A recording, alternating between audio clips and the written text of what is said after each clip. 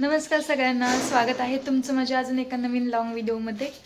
तर आज ना नागपंचमी पण आहे आणि आज पहिला श्रावण सोमवार आहे. तर श्रावण सोमवार जेव्हा चालू होतो ना त्यावेळेस पहिला सण म्हणजे नागपंचमी येतो. आणि आज योगायोग सोमवार पण आहे आणि नागपंचमी पण आजच आहे. तर तुम्हा सर्वांना नागपंचमी आणि श्रावण सोमवारच्या खूप खूप शुभेच्छा.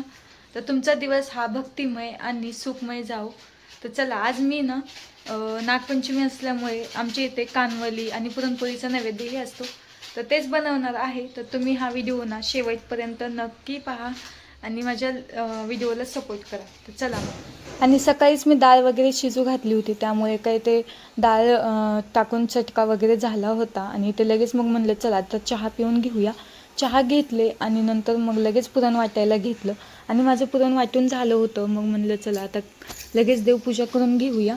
क्रिशाला मी तोपर्यंत बनाना खायला दिला होता आणि ती क्रिशा मग ते खात होती तोपर्यंत लगेच इथे देवपूजा करून घेतली. आणि आज तांदळाची मूठ होती तर तांदळाची मूठ ही वाहिली, बेलपत्र वाहिलं आणि अशा रीतीने माझी छान अशी देवपूजा झाली आणि घरात खरंच खूप प्रसन्न वाटत होतं. आणि मग नंतर मी लगेच इथे नागपंचमीची माझी पुरणपोळी तर झाली होती, पण जे कानवली बनवायचे होते तेच उकरायचे राहिले होते. तर त्यासाठी मी एका कढईमध्ये पाणी ठेवलं आणि त्यावरती पुरणाची चाळणी ठेवून त्याला तेल लावलं आणि त्यानंतर ते कानवले शिजण्यासाठी ठेवले.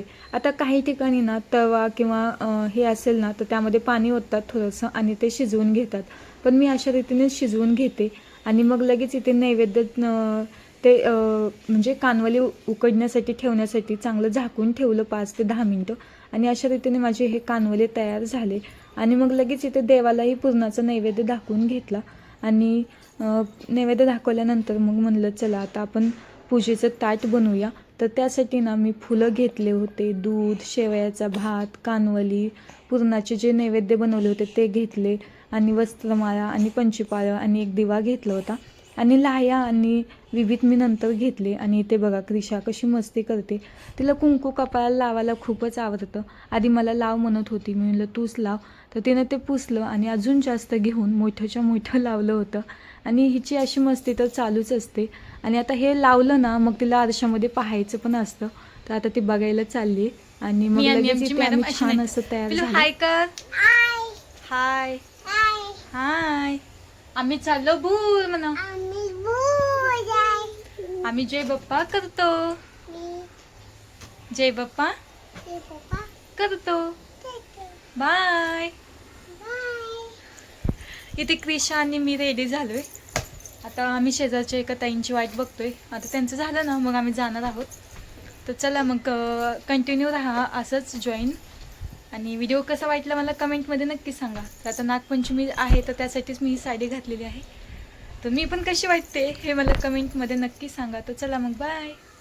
आणि हीच ती माझी मैत्रीण आहे आणि इथे आम्ही दोघी जायला निघालो होतो. ती हाफ डे घेऊन आली होती, ती जॉब करते ना त्यामुळे. आणि इथे क्रिशाला छान असं तयार केलं होतं आणि आम्ही लगेच निघालो. तसं वारूळ जवळच आहे बरं का, इथे एक शाळा आहे, शाळेपाशीच वारूळ आहे आणि ह्या साईडला ना शेतीसारखंच आहे सगळं आणि कंपन्या पण आहेत.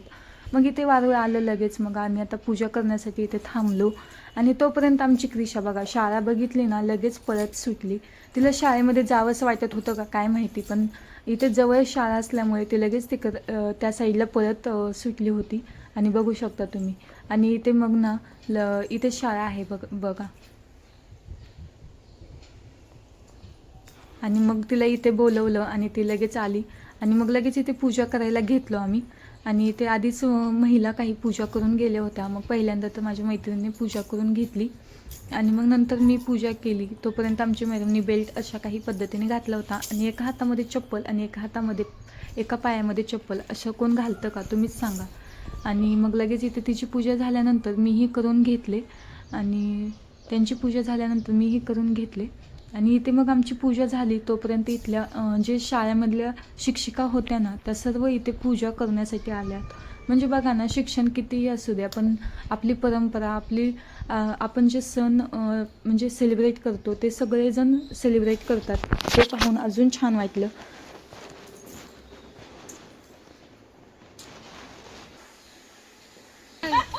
आणि इथे मग त्यांचं फोटो काढायचंही फोटो सेशनही चालू होतं. मग सगळ्यांनी फोटो वगैरे काढले, सगळ्यांनी पूजा केली आणि नंतर आम्ही एका कालिका माता मंदिर आहे जवळच, तिथे पण गेलो कारण तिथे पण नागोबाची मूर्ती आहे. तर मग तिथे पण पूजा करण्यासाठी गेलो होतो. आणि आम्ही पहिल्यांदा ना वारूळ माहिती नव्हतं आम्हाला, तर आम्ही आधी इथेच पूजा करायला यायचो. आणि इथे मग पूजा करून घेतली. आणि बघू शकता तुम्ही असं काही मंदिर आहे आणि साईडलाच महादेवाची मूर्तीसुद्धा आहे. आणि इथे अशा पद्धतीने झोके बांधले होते, पण आपल्याला ते झोके खेळायची काही डेअरिंग झाली नाही बाबा. कारण ते त्यांनी तिथल्या साईडचे जे लोक राहतात ना त्यांनी बांधलेत. आपल्या गावासारखं नसतं नाही ते, कुणाला आवडतं कुणाला नाही, म्हणून आम्ही काही खेळलो नाही ते झोके. मग पूजा केली आणि कालिका माता मंदिरमध्ये गेलो. कालिका माताची पूजा केली. आणि मग नंतर पूजा झाल्यानंतर आम्ही तिथे छान छान असे फोटो काढले. आता हा नागपंचमी सण ना दरवर्षी श्रावण महिन्यात येतो, पण ह्यावेळेस बघा ना श्रावण महिन्यात पहिल्याच सोमवारी नागपंचमी हा सण आलेला आहे. खरंच खूप छान वाटत होतं. आणि म्हणजे उपवासही होता आणि श्रावण सोमवार पण आला होता, त्यामुळे खरंच खूप छान वाटत होतं. नंतर मग कालिका माताचीही पूजा केली, तिथेही दर्शन घेतलं. नंतर माझ्या मैत्रिणीनं पण पूजा केली, तिनेही दर्शन घेतलं. आणि अशा रीतीने आमची नागपंचमीची ही पूजा संपन्न झाली आणि खूप छान वाटत होतं. आणि नंतर मग आम्ही इथे छान छान असे फोटो काढले. आणि क्रिशाचं एक प्रॉब्लेम झाला होता की ती येताना ना पडली होती, त्यामुळे तिला इथे फ्रुटी प्यायला दिली होती शांत. तर तुम्हाला हा व्हिडिओ कसा वाटला मला कमेंटमध्ये नक्की सांगा. आणि व्हिडिओ आवडला असेल तर लाईक शेअर सबस्क्राईब करा. बाय.